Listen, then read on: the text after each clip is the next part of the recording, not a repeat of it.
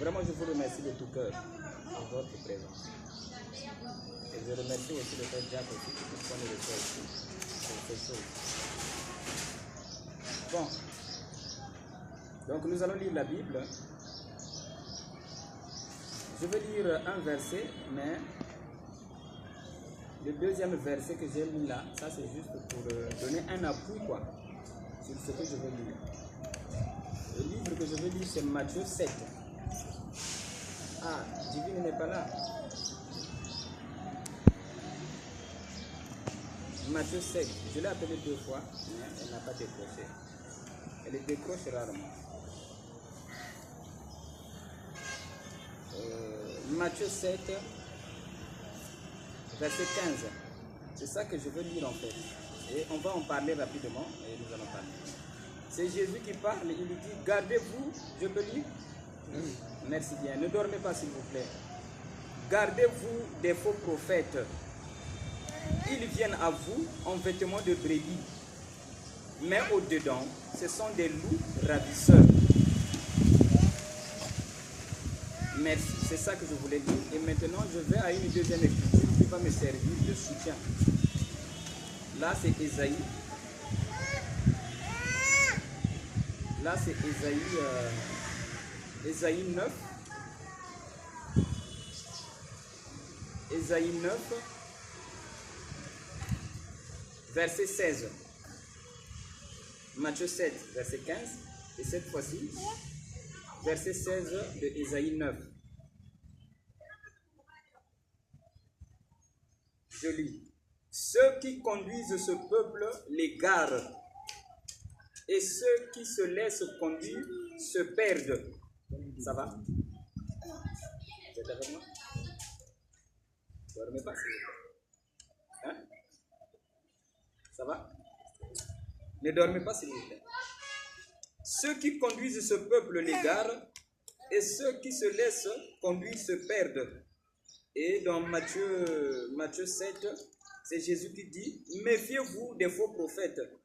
Ils viennent au milieu de vous, portant les habits de loups, plutôt de brebis, mais au fond de leur cœur, ce sont des loups ravisseurs.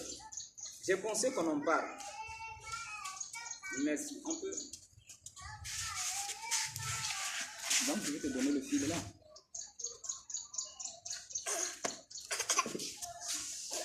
Voilà. Merci bien les enfants. Merci les grands messieurs que vous êtes. Alors, donc, ce que je disais, gardez-vous des faux prophètes.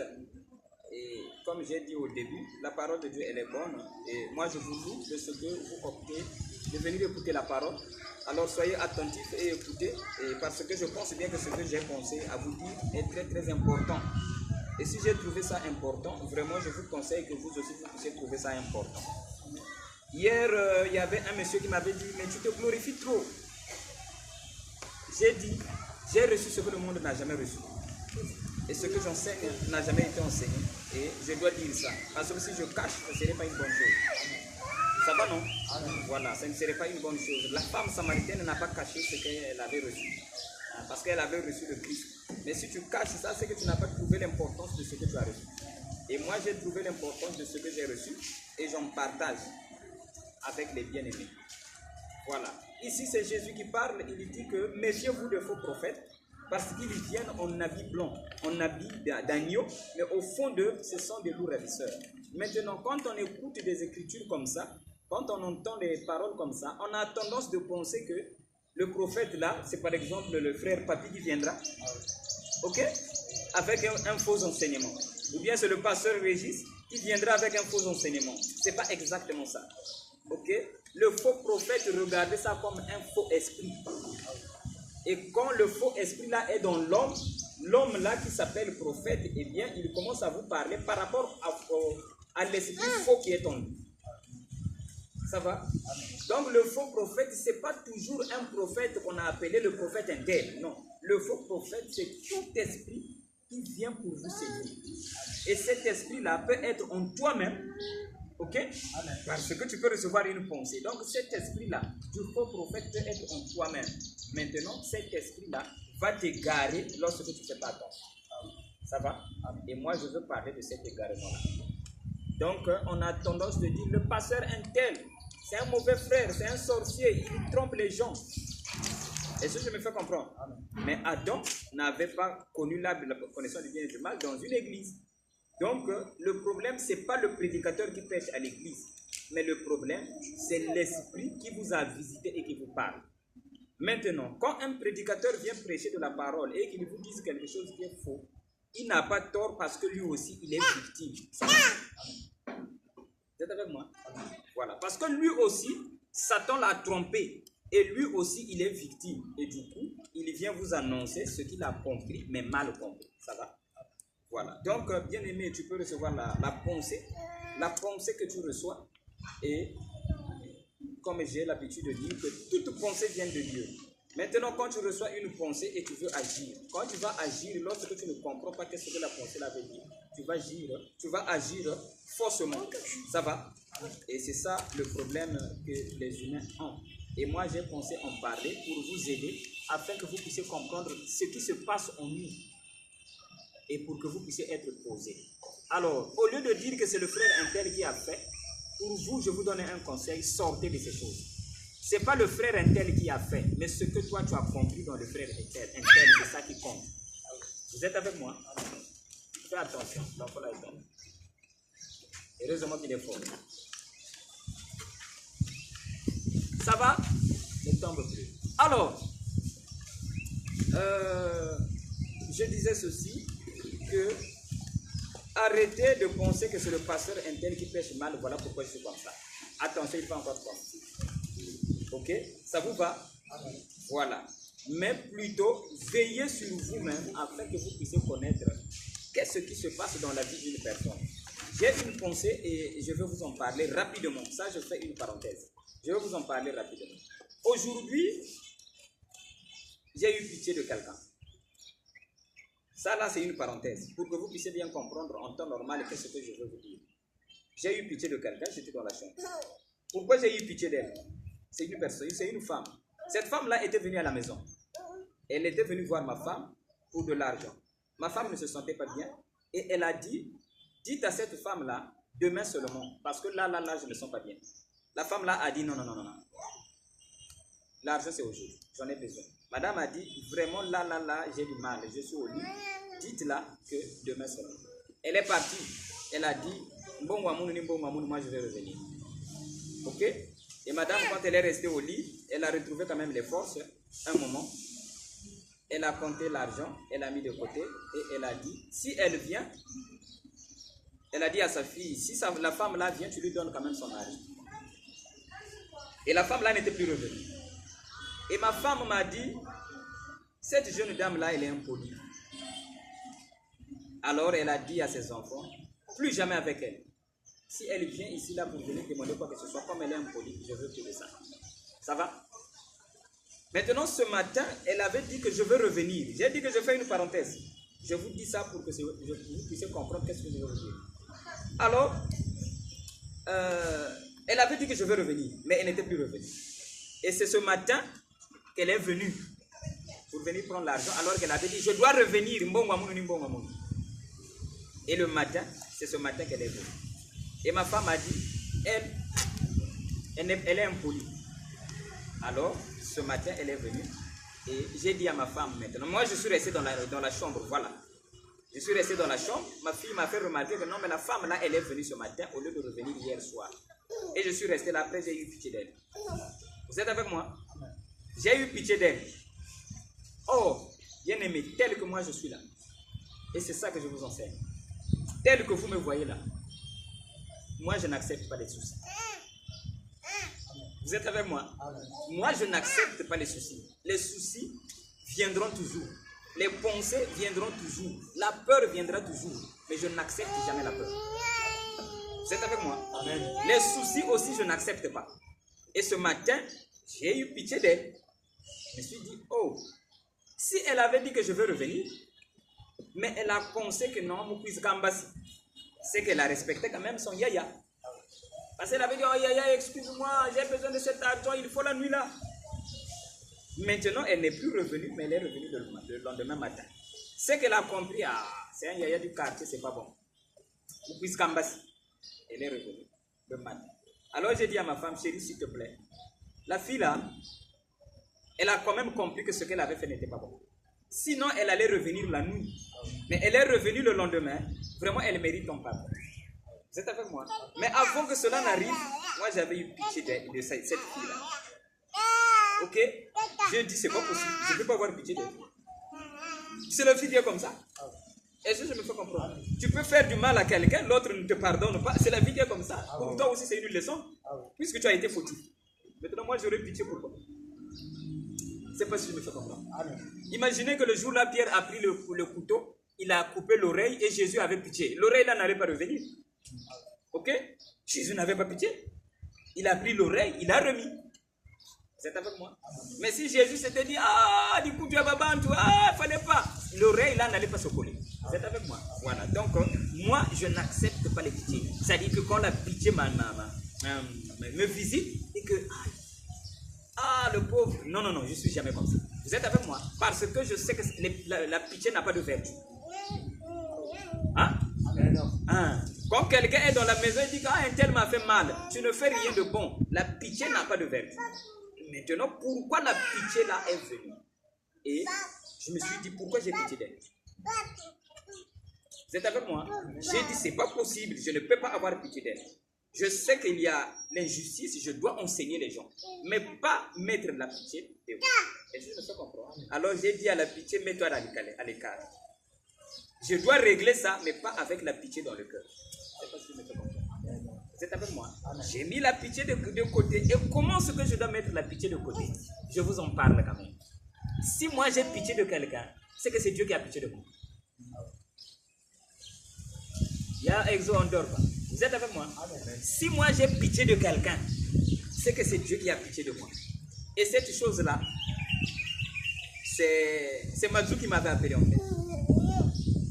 La nuit, tu m'avais appelé. Hein? Tu m'as appelé la nuit. C'était on dirait 5 heures. 4 heures. 4 heures. Hein? Tu m'as appelé à 4 heures. Voilà. Et donc, du coup, le matin, quand je me réveille, j'ai pitié de la fille là. Ok? Je me suis dit, tiens, je dois régler son problème sans la pitié dans le cœur. J'ai dit, mais pourquoi j'ai pitié? J'ai vu Madou. J'ai dit, ah non, ça concerne Madou. Est-ce que je me fais comprendre? Voilà. Donc, la manière dont j'ai géré Madou, ok? Dieu dit, Régis, j'ai pitié de toi. Est-ce que vous êtes avec moi? Vous êtes avec moi? Moi, j'ai pitié de quelqu'un. Je peux penser que c'est moi, je devrais avoir pitié de la femme là. Je dis non, moi je ne peux pas avoir pitié de quelqu'un. Mais pourquoi j'ai pitié? La pitié ne peut pas monter dans mon cœur. Mais pourquoi ça vient? J'ai vu Madou. Ce Madou m'avait appelé à 4 heures. Nous avons causé. Mais il y avait un petit détail que j'avais pas trop réglé avec elle, avec lui. Vous êtes avec moi?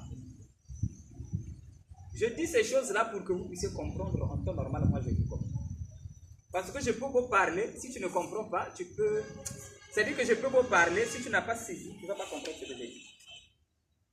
Ok? Quand Madou m'a appelé, j'ai dit à Madou, Madou, tu as fait telle chose, ne le fais plus. Il m'avait parlé d'une maladie. Ok? Il m'avait parlé d'une maladie qui le dérangeait.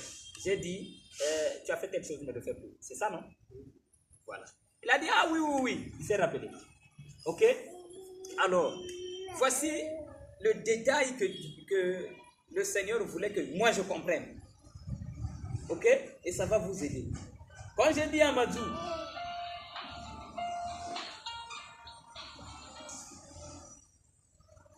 ça va? Si tu dois recevoir quelqu'un l'appel, il n'y a pas de problème. Hein? Vous êtes avec moi? Alors, quand j'ai dit à Madou, tu as un problème, ne le fais plus. Il s'est rappelé. Il a dit, ah oui, oui, oui, j'ai compris. J'ai dit, ça va te passer. Alors Dieu dit, il fallait le supporter. Vous êtes avec moi? Il dit, il fallait le supporter. Au lieu de lui dire, ne le fais plus. Il fallait seulement... Vous êtes avec moi? Amen. Il a dit, il fallait seulement le supporter. Le prendre et le mettre sur toi. Et faire que ce qu'il a fait là, Toi, tu mets ça seulement de côté. Laisse-le comme ça. Vous êtes avec moi? Amen. Est-ce que vous êtes avec moi? Amen. Donc, il fallait le laisser seulement comme ça. Tu lui dis seulement bonsoir guéri. Sans de lui dire encore, bon, ça ne le fait plus. Vous êtes avec moi? Amen. Alors, je me suis dit, ah oui, d'accord, ok.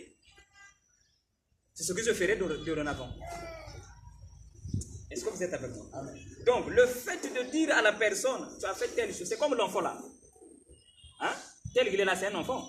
S'il pleure, pourquoi je vais lui dire que non, mais tu pleures, pourquoi tu as fait ça? Je le prends seulement, je le suis. Et c'est fini. Quand je vais lui expliquer, il va rien comprendre. Vous êtes avec moi? Voilà. Alors, du coup, j'ai eu pitié de cette dame. J'ai dit, moi, je ne veux pas avoir pitié de quelqu'un. Pourquoi?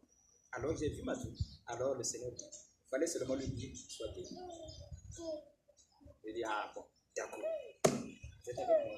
Et la pitié a disparu. Alors, ce qui revient à dire, si je n'avais pas compris ça, la pitié allait demeurer, ça allait m'accompagner partout. Très bien.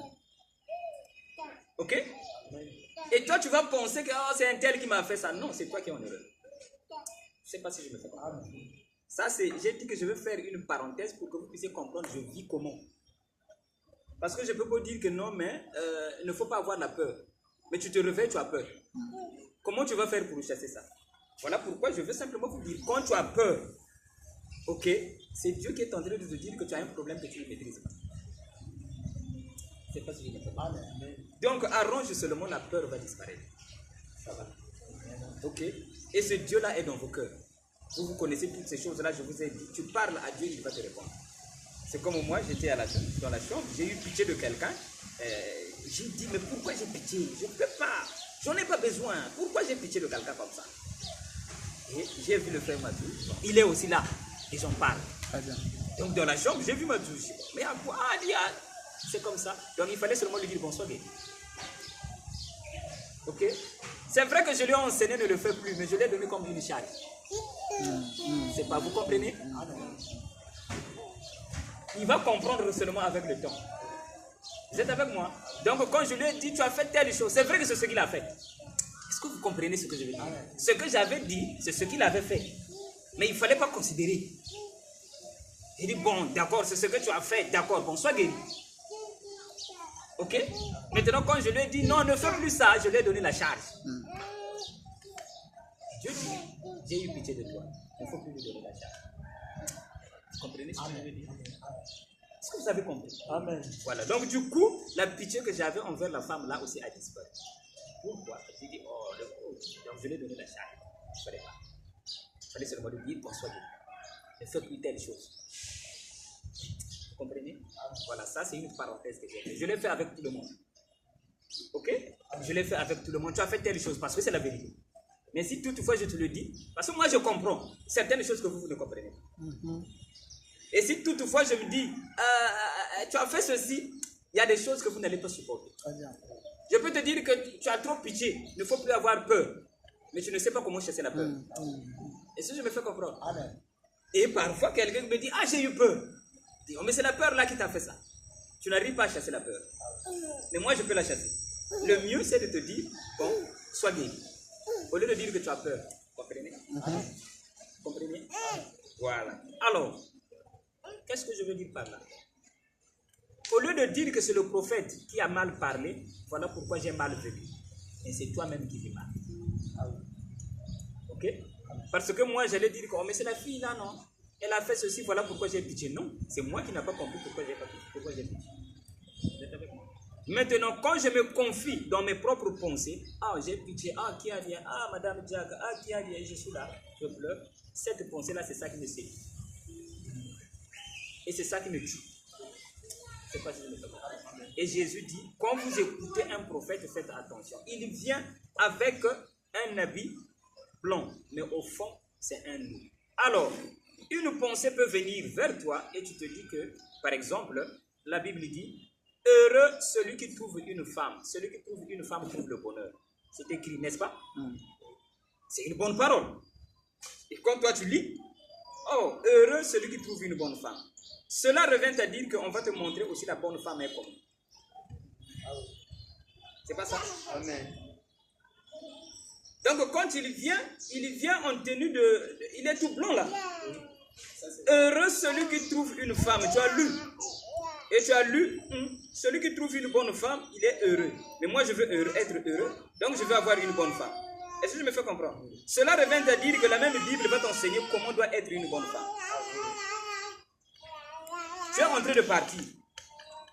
Est-ce que vous êtes avec moi? Amen. Parce que la Bible t'a enseigné qu'il faut avoir une bonne femme.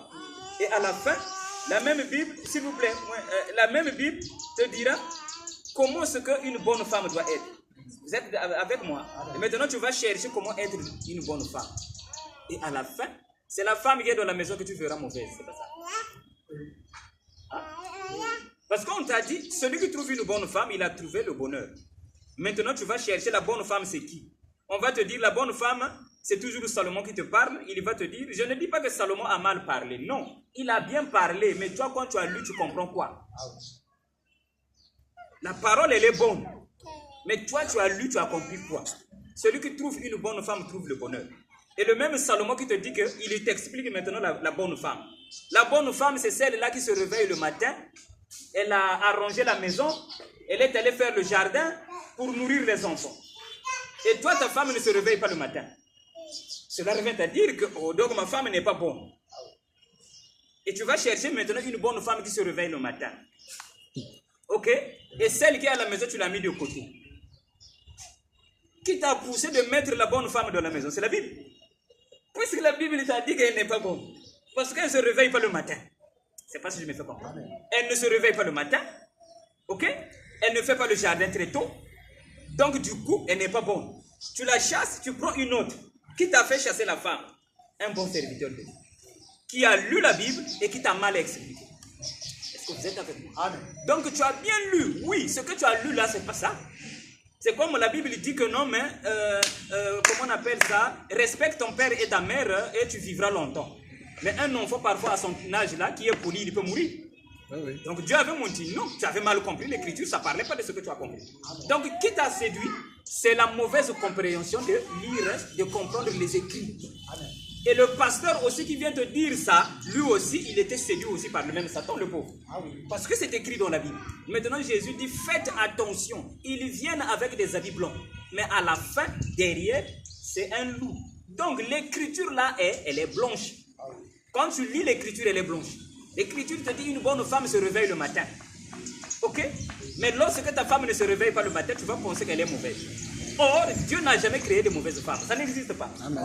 Toutes les femmes sont bonnes. Amen. Et moi, tel que je suis là, frère Jack, en réalité, moi, je ne peux pas aussi aimer une femme qui se réveille le matin. La femme que moi j'aurais préférée, c'est celle-là qui reste avec moi jusqu'à 9h. Elle m'écoute quand je parle. Amen. Est-ce que vous comprenez? Très bien. Je pense bien que Jésus aussi fera autant. Parce qu'il y avait Marthe qui préparait, ok, qui faisait la nourriture. Jésus a dit, Marthe, ce que tu fais là, c'est Marie qui a bien fait. Est-ce que vous êtes avec moi? Marie était là en train d'écouter la parole, mais Marthe était à la cuisine. Jésus dit, la bonne femme, celle qui a mieux fait, c'est celle-là qui écoute l'évangile. Mais Marthe pensait que c'est elle qui était meilleure. Donc, tu peux penser que la bonne femme, c'est celle-là qui se réveille le matin, quand toi, tu n'as rien à manger, c'est elle qui te donne. Tu te dis, ah, j'ai une bonne femme. Non, la bonne femme, c'est pas ça. La bonne femme, c'est celle-là qui écoute l'évangile, qui aime Dieu et qui vit selon Dieu. Mais sinon, tu peux te réveiller le matin ou bien quoi que ce soit. C'est pas ça qui délivre. Et j'aurais aimé une femme qui m'écoute. Ok? Je suis là, je parle, elle écoute. Parce que je sais que ce que je dis là va lui donner la vie. Est-ce que je me fais comprendre? Donc, c'est la Bible qui t'a menti, qui t'a dit que la bonne femme doit se réveiller le matin. Et du coup, tu commences à te dire, ah non. Moi, je n'ai pas une bonne femme. Et tu vas dire ça à un monsieur Régis tel que moi. Tu vas me dire ça, je dis, mais tu es séduit. Je ne peux pas croire que ta femme là qui est dans ta maison, elle n'est pas bonne. Je ne peux pas. Vous êtes avec moi? Et une fois, je suis parti dans la maison d'un jeune homme, un monsieur. Quand je suis rentré dans sa maison, on m'avait emmené là-bas seulement, quelqu'un avait besoin de quelque chose. Et il m'a escorté dans sa moto. Il a dit, non mais pasteur, je vais passer voir le frère interne. Avant de te déposer, on passe par là. Et on passe voir le frère. Quand j'arrive, je descends de la moto, je regarde dans la maison. L'esprit de la maison me frappe. Ok? J'ai dit, tiens, celui qui vit dans cette maison-là, il aime Dieu. Vous êtes avec moi? Donc l'esprit de ce monsieur-là m'avait frappé, mais lui il n'était pas là. Et celui qui m'avait emmené dans sa Jakarta, il a causé avec la femme lui a dit non, il n'est pas là, ils se connaissent. Il n'est pas là et tout, le frère est déjà sorti. D'accord, nous sommes partis. Moi j'ai reconnu que le monsieur qui vit dans cette maison-là, il aime Dieu. Parce que la paix qui est dans sa maison est venue vers moi. C'est que cette paix-là vient de lui. Alors, j'ai demandé chez le jeune monsieur, qui vit là-bas, là où tu m'as amené, ça c'est la maison de qui? Il a dit c'est le frère Inter. Le frère là c'est un conducteur à l'église. Ok? J'ai dit ah bon, c'est lui qui vit là-bas. J'ai gardé le silence. Le lendemain matin, le papa de ce frère là, il vient me voir à la maison. Vous êtes avec moi? Il vient me dire pasteur, moi mon fils là, il est sorcier. Il m'a dit pasteur, moi mon fils là c'est un sorcier. Il dit lequel? Mais celui qui chante là. Il dit oh, c'est pas possible. J'ai dit je ne peux pas croire ça. Il n'est pas sorcier. C'est un bon fils. Et j'étais chez lui. J'ai vu la lumière de sa maison venir vers moi. Ce que tu me dis là, je ne peux pas croire. Donc c'est qu'après il m'a expliqué non, je regarde les songes que je vois. Je le regarde, je le vois dans telle condition. J'ai dit oh, mais celui que tu vois en songe là, c'est toi qui es comme ça. Il a dit, ah pasteur, tu dois avoir raison, hein, parce que quand j'étais jeune, je pensais que c'est mon oncle qui m'ensorcelait. Mais mon oncle était parti, mes problèmes ne finissent pas. Parce que mon oncle était mort. Et là, c'est maintenant mon fils qui vient de naître. Tu dois avoir raison, vous comprenez? Parce qu'il faisait des songes où il voyait son fils dans des positions bizarres. Une fois, il avait vu son fils avec un visage de l'oiseau de la nuit là. Non, l'autre là. Chauve-souris. Voilà. C'est grave, hein. Il lui avait vu avec cette image-là. Il dit, ah, c'est un sorcier. Il dit, oh, mais c'est toi. Ça, c'est toi. La nature qui est chez toi, c'est ça qui est dans ton fils. Et Dieu t'avait montré ça. Mais ce n'est pas le fils. Il a dit, ah, tu dois avoir raison. Vous comprenez? Donc, lui, il voulait avoir un bon fils. Alors que Dieu lui avait donné un bon fils. Vous êtes avec moi? Et tu peux avoir besoin de retrouver une bonne femme, alors que celle qui est chez toi là-bas, elle est bonne. Vous êtes avec moi? Maintenant, si tu ne fais pas attention, tu seras égaré. Tu seras égaré parce que tu penses que non, le frère là n'est pas bon. Mais il est bon, tel qu'il est. Donc, c'est toi. Quand tu as vu quoi? Quand tu as entendu quoi? Si je me fais comprendre. Amen. Donc, du coup, j'ai pensé prendre cette écriture et vous en parler. Parce que quand on lit, faites attention aux mauvais prédicateurs. Vous, peut-être, vous allez dire, ah, nous, quand on écoute le frère Régis, ah, il prêche bien. Ah non, c'est une erreur. Moi, je veux prêcher aussi, tu comprends mal. Et tu appliques ce que j'ai dit là, mais ce n'est pas ce que moi j'ai dit. Mais c'est toi qui as mal compris. Donc, l'important, le salut étant individuel, tu as entendu un bon ministre, tu as écouté Jésus parler, toi, tu as compris quoi? Très bien. C'est Jésus qui a dit, faites attention au loup. Mais chez toi, le loup, c'est qui? C'est pas le prédicateur. Le loup, c'est ta compréhension à toi. C'est un esprit que le serviteur de Dieu a véhiculé. Et cet esprit-là, il a reçu ça dans sa maison. Et le même esprit aussi vient chez toi. Maintenant, toi aussi, tu acceptes. Et tu te dis que je dois avoir une bonne femme parce que Salomon l'a dit. Alors que tu as déjà une bonne femme. Tu vois un peu? Et du coup, tu vas la chasser parce que c'est la Bible qui l'a dit. Et tu viendras chez le pasteur. Non, mais le pasteur, ma femme, elle n'est pas bonne. Et le pasteur aussi commence à donner les conseils chez madame. Oh non, tu sais, il faut se réveiller le matin. Toi aussi, le frère là aussi, tu fais comme ça. Oui, on a un bon pasteur. Et le pasteur, et toi, vous deux, vous êtes séduits. Vous comprenez ce que je veux dire? Amen. Parce qu'il n'y a pas de mauvaise femme. Ça n'existe pas. Dieu n'a pas créé une femme qui est mauvaise. Ça n'existe pas. Si on veut se retrouver, vous êtes avec moi? On lit dans la Bible. On trouve un verset où Dieu avait dit qu'il avait créé une mauvaise femme. Ça n'existe pas. Il n'y a aucun jour où Dieu avait créé une mauvaise femme. Et tout comme il n'y a aucun jour où Dieu avait créé un mauvais homme. Mais vous rentrez dans les bus. Pourquoi? Parce qu'ils n'ont pas fait attention aux prédicateurs qui sont vraiment des loups. Mais vous faites attention. Donc tu as écouté, c'est vrai, mais tu as compris quoi? Tu es en colère. Mais la colère là veut dire quoi? Parce que la colère vient de Dieu. Donc comprenez bien aimé, si tu es en colère contre quelqu'un, c'est que c'est Dieu qui est en colère contre toi. Alors, va de l'avant, comprends que j'ai besoin d'autre chose. Tu as pitié de quelqu'un, c'est que c'est Dieu qui a pitié de toi. Alors, va de l'avant, enlève toutes ces choses. Parce que quand tu demeures dans la pitié, ou bien dans la colère, ou bien dans tout ce qui peut déranger ton corps, eh bien, tu es déjà vaincu. Vous êtes avec moi? Et aujourd'hui, On nous parle, par exemple, nous allons partir au ciel. C'est vrai. Mais qu'est-ce que vous avez compris par le ciel? Voyez-vous? Donc, nous allons partir au ciel. Et c'est là-bas où nous allons vivre. Voyez?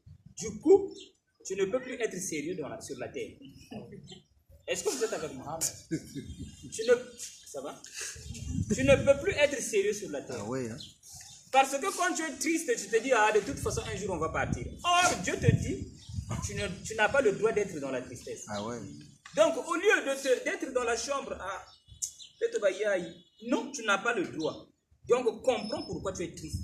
Voilà le vrai combat que tu as. Comprends pourquoi tu es en colère. Au lieu de dire que l'enfant là me dérange, non. Tu n'as pas le droit d'être dans cette condition devant ton fils. Donc, le mieux, quand Dieu dit, vous devrez dominer sur les mauvais esprits là, c'est la tristesse, toutes ces choses-là, l'homme doit maîtriser ça. De telle sorte que le ciel n'est autre que la paix. Et quelqu'un qui a pitié n'est pas en paix, c'est pas possible. Vous êtes avec moi? Quelqu'un qui a pitié n'est pas en paix. Et quelqu'un qui est triste n'est pas en paix. Donc l'homme doit chercher à retrouver le ciel. Et le ciel, c'est la paix du cœur. Alors, qui va te donner le ciel? Le salut est individuel. Donc, qui va te donner la paix? C'est toi-même. Donc, tu as un souci d'argent, par exemple. Comprends pourquoi le souci là est là. En temps normal, tu ne devrais pas avoir de soucis d'argent. Et s'il y a vraiment quelque chose que je peux vous dire, la bonne vie, c'est s'attendre à Dieu. En toutes choses. Parce que tes inquiétudes, je peux vous dire, comme je viens de dire, ma maman qui a maintenant beaucoup d'argent, d'après elle, elle dit qu'elle n'a plus de soucis. Ce ne sont pas ces soucis qui ont fait qu'elle puisse trouver le boulot là. J'ai dit ça là-bas. Donc, en temps normal, la meilleure vie qui soit, c'est un homme qui s'attend à Dieu. Vous êtes avec moi? Voilà. Parce que ces choses-là dérangent beaucoup. Par exemple, c'est comme ma femme. Si elle a dit, elle est impolie, c'est parce qu'elle a trouvé seulement qu'on l'a dérangée dans le sommeil. Vous êtes avec moi? Mais si elle comprend, elle se dira, bon, la pauvre, elle a besoin d'argent. Si je peux retrouver les forces, je vais lui donner son avis. Ça passe? Et c'est ce que je lui ai fait comprendre ce matin. Et je pense bien qu'elle appliquera ça, j'ai confiance en elle. Vous êtes avec moi? Donc même si elle était en colère, je pense bien qu'elle a un cœur pour revenir en arrière, pour pardonner sa petite soeur du quartier. Vous êtes avec moi? Donc toutes ces choses-là, c'est à cela que j'attire votre attention. Ne soyez pas dans la joie lorsque tu penses que va passer. Et tu te dis qu'un jour j'irai au ciel, ou bien tu as une bonne église et tu es content.